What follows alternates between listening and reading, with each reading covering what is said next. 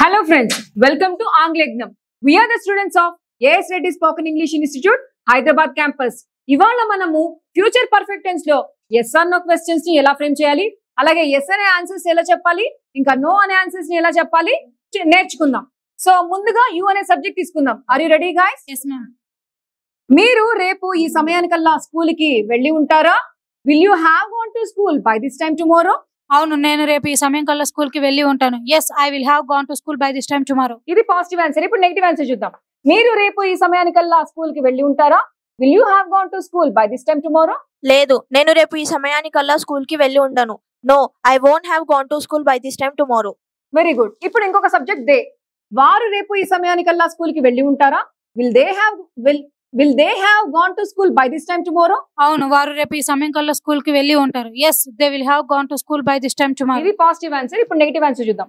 వారు రేపు ఈ సమయానికల్లా స్కూల్ కి వెళ్ళి ఉంటారా? Will they have gone to school by this time tomorrow? లేదు, వారు రేపు ఈ సమయానికల్లా స్కూల్ కి వెళ్ళి ఉండరు. No, they won't have gone to school by this time tomorrow. Very good. ఇప్పుడు హీ అనే సబ్జెక్ట్. అతడు రేపు ఈ సమయానికల్లా స్కూల్ కి వెళ్ళి ఉంటాడా?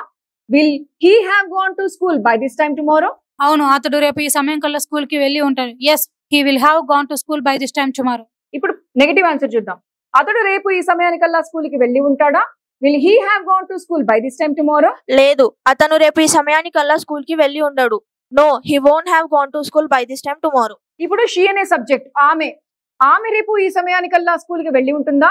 Will she have gone to school by this time tomorrow? అవును, ఆమె రేపు ఈ సమయం కల్లా స్కూల్ కి వెళ్ళి ఉంటుంది. yes she will have gone to school by this time tomorrow. ఇది పాజిటివ్ ఆన్సర్. ఇప్పుడు నెగటివ్ ఆన్సర్ చూద్దాం. ఆమె రేపు ఈ సమయానికల్లా స్కూల్ కి వెళ్ళి ఉంటుందా? Will she have gone to school by this time tomorrow? లేదు, ఆమె రేపు ఈ సమయానికల్లా స్కూల్ కి వెళ్ళి ఉండదు. No, she won't have gone to school by this time tomorrow. So అది ఫ్రెండ్స్, ఎంత సింపుల్ గా ఫ్యూచర్ పర్ఫెక్ట్ టెన్స్ లో ఎస్ అన్న క్వశ్చన్స్ ని ఎలా ఫ్రేమ్ చేయాలి, అలాగే ఆన్సర్స్ ఎలా చెప్పాలి, negative answer and positive answers ఎలా చెప్పాలో చూసాం కదా.